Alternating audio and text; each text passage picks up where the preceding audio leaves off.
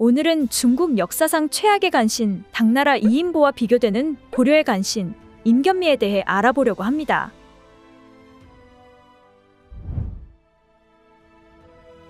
임견미는 고려 후기 몽고의 영향을 받아 설치된 우달치 또는 우달적이라 불리는 군사 조직에 소속되어 있다가 공민왕 초기 공을 세우고 중랑장에 등용된 인물이었습니다.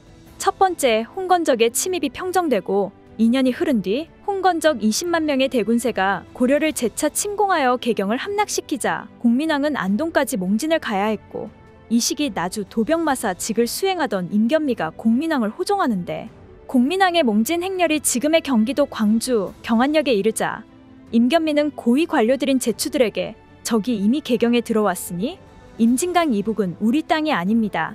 청컨대 빨리 각도에 군사를 징발하여 토벌해야 합니다.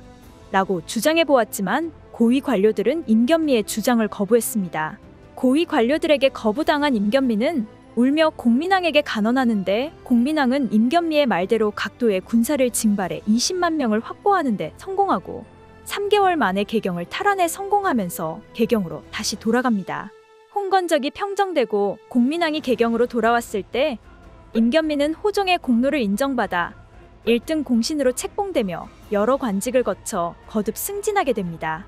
진주 도병마사 시절에는 흥왕사의 변을 주도하여 공민왕을 시해하려 했던 김용의 자백을 받아내었고, 주원장의 명군이 원나라의 영경을 포위했다는 소식이 들리자 공민왕은 혹시 모를 명군의 침입을 저지하기 위해서 전리판서로 직을 수행 중이던 임견미를 군의 지휘권을 가진 평안도 순무사에 임명하기도 했습니다. 이후에도 부원수로 이성계와 함께 출전해 동령부를 토벌하는 공을 세웠고, 서북면 도순문사 시절에는 제주에서 목호의 난이 일어나자 부원수로서 최영과 함께 토벌전에 출전하여 공을 세우기도 했습니다. 하지만 최영과 함께 목호의 난을 토벌하기 위해 제주도에 내려가 있던 시기 공민왕이 홍윤에게 시해당해 죽자 이이님이 우왕을 즉위시키며 권력을 장악했고, 임견미는 최영과 함께 급히 개경으로 회군해 당시 최고 정무기관인 도평의사사에 들어갑니다. 이후 지문화성사, 참지정사 등을 거쳐 정치 활동을 하던 임견미에게 수문화시 중에 옳은 이이님이 임견미를 자신의 세력으로 포섭하자 임견미는 최영을 버리고 이이님 일파로 갈아타게 됩니다.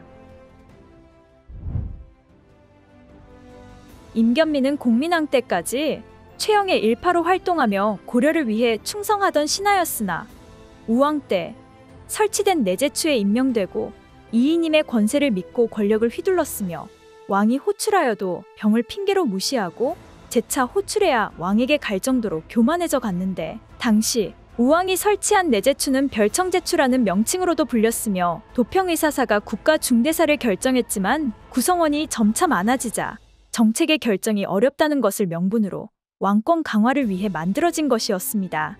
1380년 명예 요동군이 나하추를 치려고 한다는 정보를 듣고 국경 지역 침략에 대비하여 도당에서 급히 회의를 열었으나 경복궁이 술에 취해 참석하지 않자 평소 경복궁에 청렴하고 고든 성격을 싫어했던 임견미는 이이님과 함께 경복궁이 술을 좋아하여 정사를 돌보지 않는다고 왕에게 일러바치며 경복궁 일파를 유배시킵니다. 이이님의 반대파였던 경복궁을 제거하는 데 성공한 임견미는 수문화시 중에 올라 인사 담당 기관인 정방의 제조를 겸하며 제멋대로 양민의 땅을 빼앗고 대토지를 소유하면서 신흥 권문세족 반열에 오르게 됩니다. 이때 홍영통과 조민수도 임견미와 같은 직위였지만 임견미의 권력 행사는 홍영통과 조민수가 인사행정에 관여할 수 없을 정도였습니다. 이후 임견미는 이이님의 말조차 듣지 않고 세를 불려나갔으며, 자신이 가지고 있는 것에 만족하지 못하고 계속해서 백성들의 농과 밥뿐 아니라 관료들의 토지까지 강탈했습니다. 이들은 좋은 토지를 보면 노비들을 풀어 그 땅의 주인을 수정목으로 만든 몽둥이로 때려 쫓아내고 강제로 빼앗았는데, 세간에는 이를 수정목 공문이라고 불렀다고 합니다. 그러던 와중 1388년 여문방의 노비인 이광이 밀직사사 조반이 가지고 있던 백주의 토지를 빼앗는 사건이 일어나게 되고, 여문방이 조반에게 반역 혐의를 씌우는 조반 옥사 사건이 일어나면서 우왕, 최영, 이성계에게 이이님 일파가 숙청당하는 무진피화가 일어납니다. 무진피화 또는 정월지주라 불리는 사건으로 이이님은 유배당했고 이이님의 최측근으로 악행을 일삼았던 임견미와 여문방 등은 처형당하는데, 이들이 처형당하자 백성들이 크게 기뻐하며 길에서 노래하고 춤을 추었다고 기록되어 있습니다.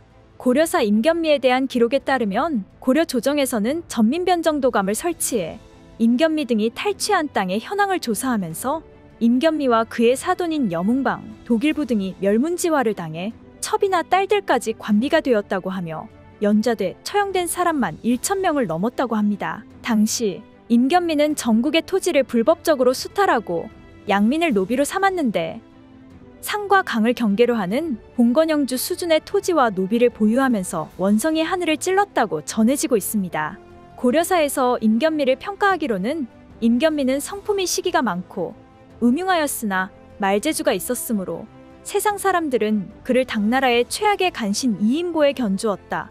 임견미는 이이님의 신복이 되었고 권력을 멋대로 휘두르면서 관직을 팔고 남의 토지를 강탈하여 상과 들을 이을 정도였으며 남의 노비를 빼앗아 수천 수백의 무리를 이루었다. 왕릉, 궁고, 주현, 진, 역에 소속된 국가의 토지까지도 모조리 점거하였으며 주인을 배반한 노예와 부역을 피해 도망하는 백성들이 그 아래로 구름같이 모여들었는데 수령도 감히 그들을 어찌하지 못하였다. 이로 말미암아 백성들은 도망가고 도적대가 마구 일어나니 국가의 창고가 고갈되었으므로 온 나라 백성들이 이를 갈게 되었다. 마침내 최영과 이성계가 그들의 행동을 분하게 여겨 마음과 힘을 합쳐 우왕을 설득하여 그들을 제거하니 백성들이 크게 기뻐하며 길에서 노래하고 춤추었다. 영상이 유익하셨다면 구독과 좋아요 부탁드립니다. 감사합니다.